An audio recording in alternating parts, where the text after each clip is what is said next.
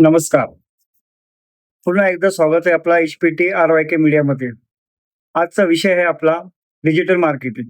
हो, डिजिटल मार्केटिंगमुळे भविष्यात आपण व्यवसायारूपी त्याचा उपयोग कसा करू शकतो व भविष्यात आपल्याला डिजिटल मार्केटिंगचा आधार लागेल हे जाणून घेण्यासाठी डिजिटल मार्केटिंगचे तज्ञ सिद्धार्थ अंतरे हे आपल्या सोबत आहेत.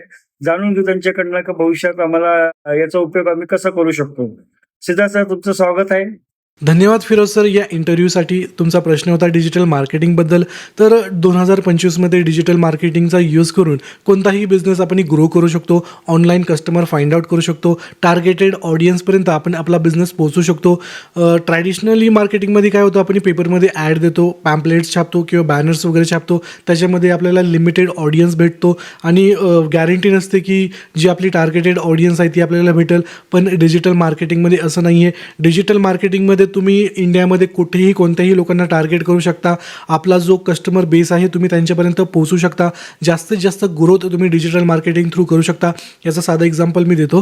लेट्स कन्सिडर किंवा लेट्स अज्युम माझा कारचा बिझनेस आहे. मी सेकंड हँड कार विकतो किंवा क्लोथिंगचा माझा बिझनेस आहे. तर हा जो बिझनेस आहे मला ऑनलाईन घेऊन जायचा आहे.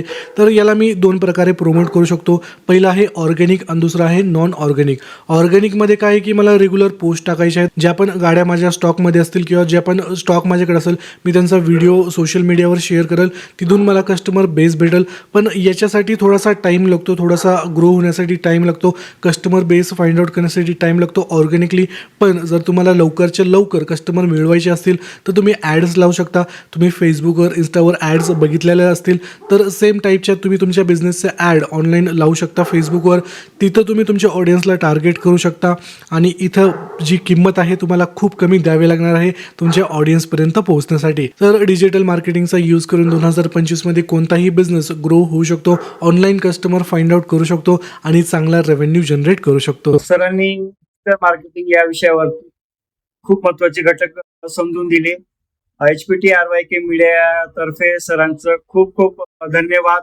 येणाऱ्या काळात डिजिटल मार्केटिंगमुळे आम्ही नक्कीच याचा उपयोग करून आमचा व्यवसाय पुढे नेऊ शकतो. अशाच माहितीसाठी HPT RYK मीडिया बघत राहा. धन्यवाद.